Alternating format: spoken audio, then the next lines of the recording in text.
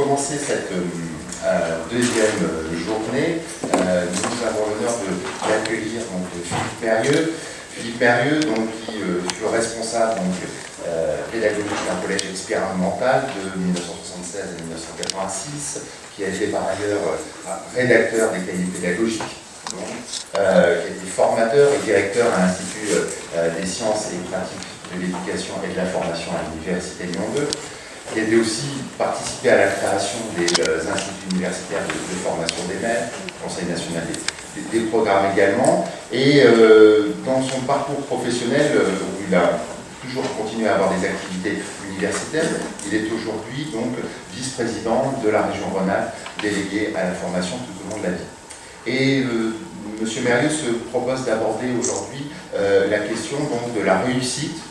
des usages numériques en pédagogie. M. Mérieux. Merci beaucoup, merci de m'accueillir. Merci d'accueillir un néophyte pas très compétent sur les questions du e-learning, un peu maladroit sur les réseaux sociaux et pas toujours à l'aise quand il s'agit de parler technique en matière de numérique. Je vais, comme cela vient de vous être dit, vous proposer de réfléchir ensemble ce matin d'une manière un peu naïve sur la question du e-learning à travers le regard que peut apporter, on va dire, un pédagogue et qui interroge le e-learning avec probablement beaucoup de préjugés, mais qui en même temps pratique, comme c'est souvent le cas des pédagogues, une forme de candeur calculée qui permet aux auditeurs et à ceux qui l'écoutent ou l'entendent de revisiter un certain nombre de leurs convictions à la lumière de quelques évidences. Pour le pédagogue que je suis, la question du e-learning s'inscrit dans un triple champ. Le champ de l'apprentissage, et j'en parlerai relativement longuement, le champ de l'usage d'un certain nombre d'outils dans des institutions et de la manière dont ces institutions s'emparent et utilisent ces outils, l'institution universitaire par exemple dans laquelle nous sommes, et évidemment le champ sociétal, c'est-à-dire l'impact que peut avoir l'utilisation de certaines technologies et de certaines méthodes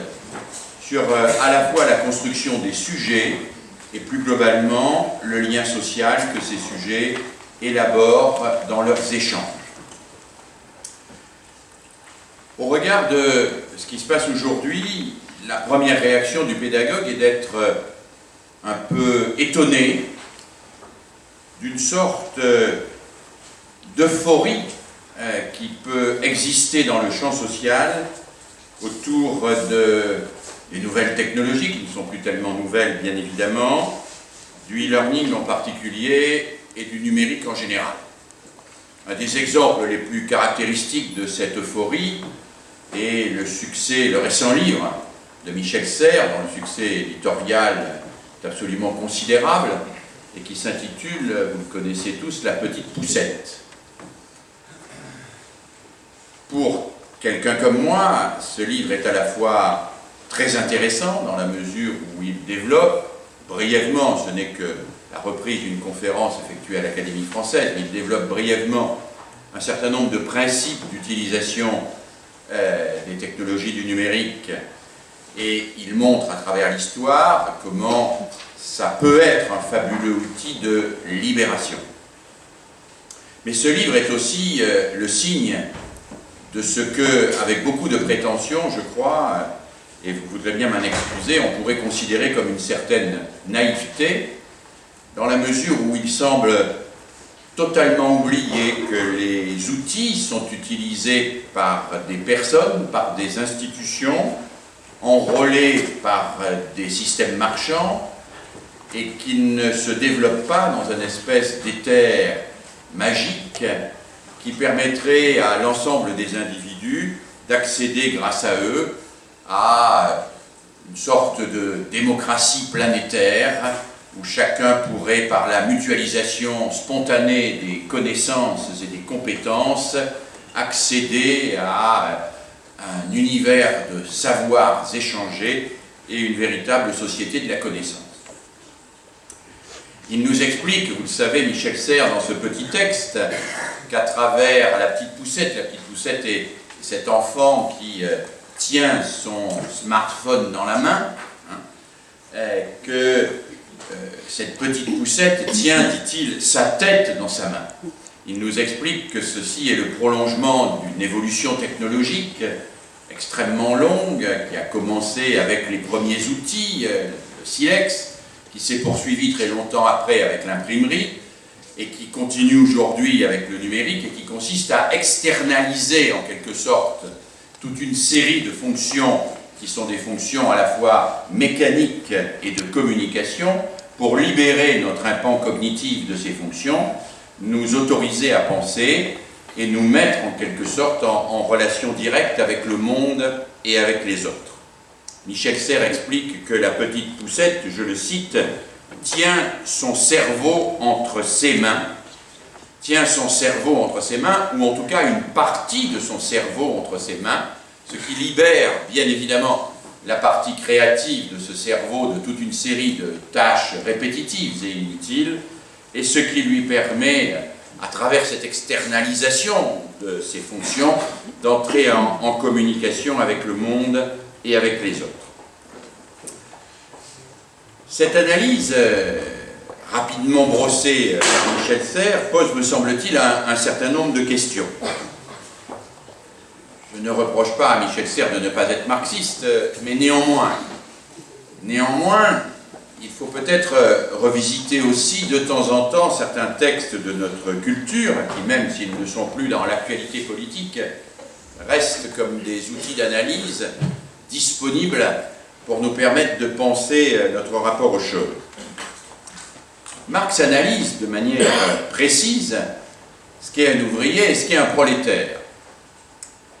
Et dans son analyse entre l'ouvrier et le prolétaire, il montre bien que l'ouvrier n'est pas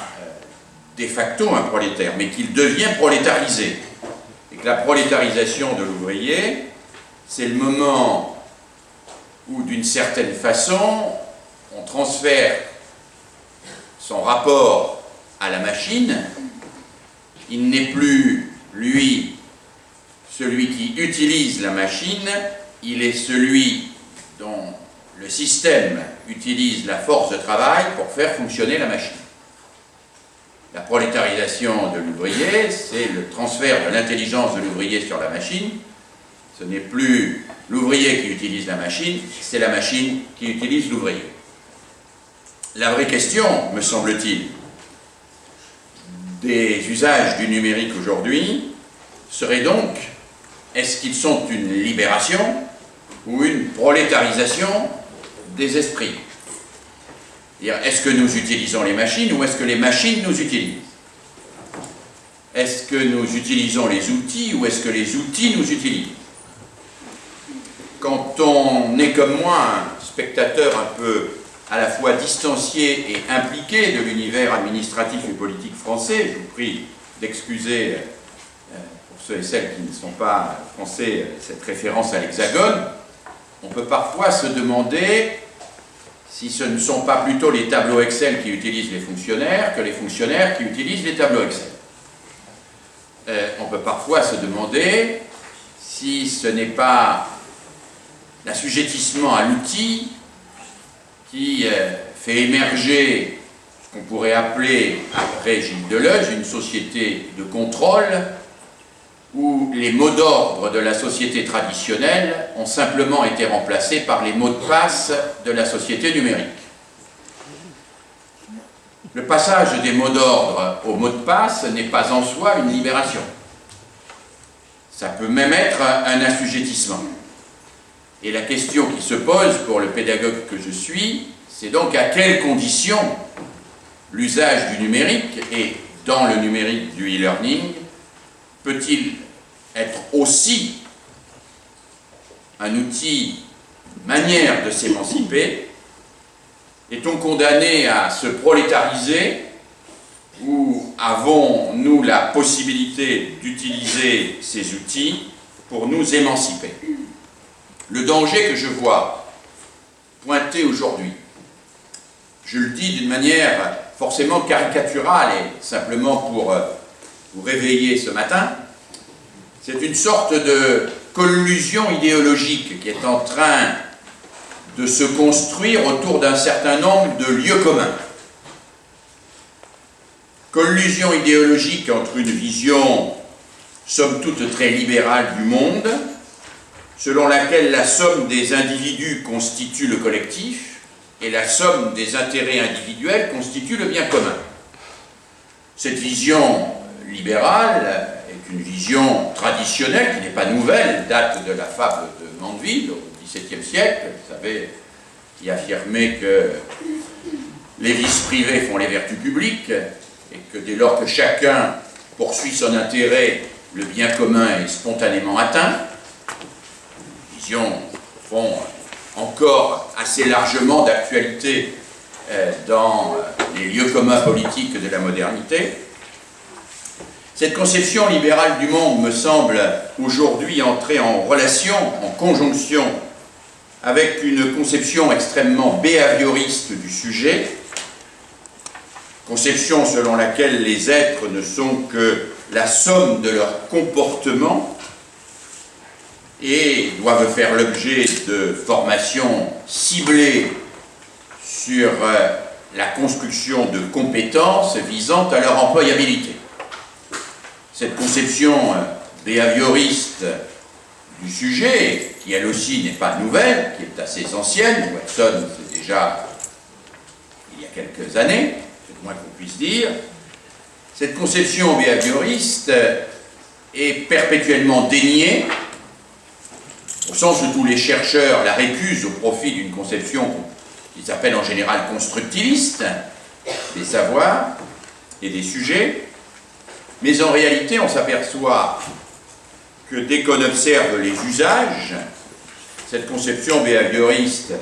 est particulièrement à l'œuvre et qu'un des signes du fait qu'elle est à l'œuvre est la frénésie évaluative qui s'empare de nos sociétés, d'une évaluation qui bien évidemment n'évalue que ce qui est à la fois visible et quantifiable, et qui donc s'interdit d'appréhender ce qui, dans les sujets, n'étant ni visible ni quantifiable, échappe au behaviorisme et à l'évaluation. Une conception libérale du monde qui entre en conjonction avec une conception behavioriste du sujet, et entre aussi en conjonction avec une conception mécanique des savoirs, dans laquelle la culture est en quelque sorte diluée dans une somme de compétences, de savoir-faire, inscrites dans des référentiels et par rapport auxquels les seules appréciations possibles relèvent d'un système qui, quoi qu'il en soit, est toujours binaire, acquis, non acquis, ou unitaire en voie d'acquisition, ce qui est finalement, pour tous ceux et toutes celles qui refusent le binaire, une espèce de refuge relativement facile, mais qui n'enlève strictement rien à l'ambiguïté de la question.